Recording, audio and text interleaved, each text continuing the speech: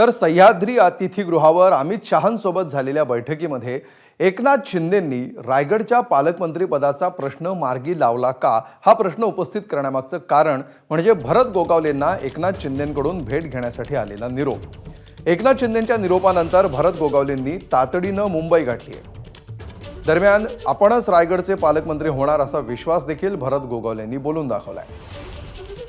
आम्ही काय त्या ठिकाणी नव्हतो, परंतु आम्ही जे बरोबर असणाऱ्या लोकांना विचारलं तर बोलले तसं काय नाही आहे, फक्त फोटो सेशन झालं, भोजन झालं आणि ते त्वरित निघाले। कोण होणार म्हणजे आता प्रत्येकाला वाटतंय आम्हीच व्हावं आणि आमच्या कार्यकर्त्यांना व्हावं वाटतंय बरेचसे व्हावे, त्याच्यामुळे सगळ्यांना इच्छा असेल ते घडल आणि बरेचसे पालकमंत्री।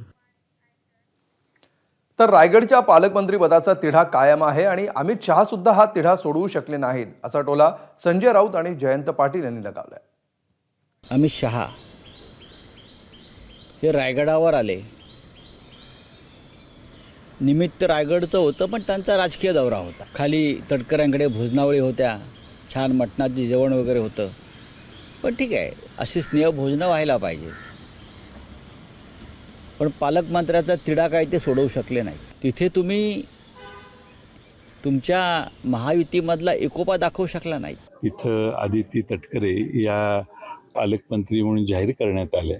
एका महिलेवर कसा अन्याय होतो, त्या महिलेला कसं पालकमंत्री पदापासून वंचित ठेवण्यात येतं आणि 4 महिने सरकार येऊन झाल्यावर देखील तिथं त्या जिल्ह्याच्या प्रगतीला कुणीही मालक नाही, ही परिस्थिती बरी नाही। एबीपी माझा, उघडा डोळे बघा नीट।